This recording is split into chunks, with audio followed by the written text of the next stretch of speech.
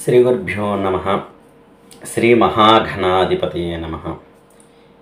మీరు చేసే ప్రతి పని కూడా ఆటంకాలు కలుగుతున్నాయా? ఏ పని కూడా పరిపూర్ణంగా పూర్తి అవ్వటం లేదా? ఏదో రూపంలో ఏదో విధంగా ప్రతీదీ ఆటంకం కలిగితే, విఘ్నాలు కలిగితే కనుక ఇప్పుడు నేను చెప్పబోయే రెమెడీ మీకు చాలా అద్భుతంగా పనిచేస్తుంది. ఇది ప్రతి చతుర్దశికి దీన్ని ఆచరించాలి. వారంతో సంబంధం లేదు. ప్రతి చతుర్దశికి ఖచ్చితంగా దీన్ని ఆచరించాలి. చతుర్దశి రోజున కొద్దిగా అన్నం వండుకుని, అన్నాన్ని కాస్త మెత్తగా చేసి దానితోటి గణపతి విగ్రహాన్ని తయారు చేసుకోవాలి. గణపతి ప్రతిమ చేసుకోండి. మీకు వచ్చినట్టుగానే చేసుకోండి. కాస్త గణపతితో చెవులు, తొండము, దంతాలు, అభయహస్తము, వరదహస్తము, బొజ్జ ఇవన్నీ స్పష్టంగా తెలిసేలాగా మీకు ఎలా వీలుగా ఉంటే, మీకు ఎలా వస్తే అలాగే చేసుకోండి.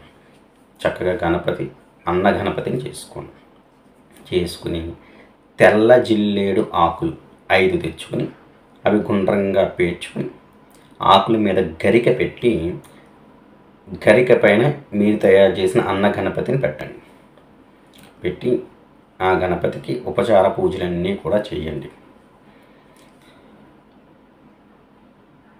ఒక యజ్ఞోపవీతాన్ని కూడా స్వామివారికి సమర్పించండి. గంధమ, కుంకుమ, పుష్పాలతో అలంకరణ చేసి యజ్ఞోపవీతాన్ని కూడా వేసి దీపారాధన కార్యక్రమాలన్నీ కూడా చేసుకుని చక్కగా నివేదన ప్రసాదం ఏం పెడతారంటే రాగి పిండితో చేసిన కుడుములు 11. మామూలుగా మనం వరిపిండితో చేసుకుంటాం మోదకాలు, కుడుములు అంటాం, ఉండ్రాళ్ళు ఏవైనా సరే రాగి పిండితో చేయాలి. రాగి పిండి లేదా రాగి సంకటి అంటాం కదా మనం, దానితో 11 ఉండ్రాలు నివేదన పెట్టి స్వామికి నివేదన చెల్లించాలి. ధూపదీప నైవేద్యాలు, నీరాజనం, మంత్రపుష్పం అంతా అయిపోయిన తర్వాత చక్కగా కూర్చుని శ్రద్ధగా ఘం గణపతయే నమః లేదా శ్రీ మహాఘనాధిపతయే నమః అనే మంత్రాన్ని 1108 సార్లు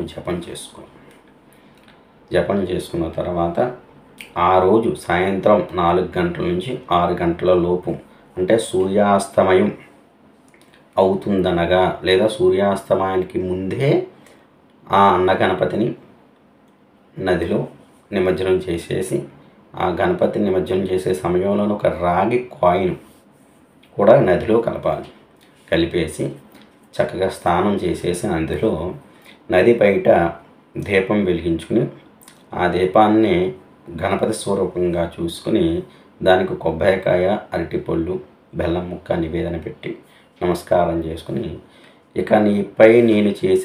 ఇకపై నేను మొదలుపెట్టే ప్రతి పని కూడా విజయవంతం అవ్వాలి స్వామి, నువ్వే దగ్గరుండి నడిపించు, నాకు ఎలాంటి విఘ్నాలు ఆటంకాలు లేకుండా నువ్వే నన్ను రక్షిస్తూ ఉండు స్వామి అని గణపతికి నమస్కారం చేసుకుని ప్రతి చతుర్దశికి కూడా ఇదే విధానాన్ని చేసుకుంటూ వెళ్తూ ఉండాలి.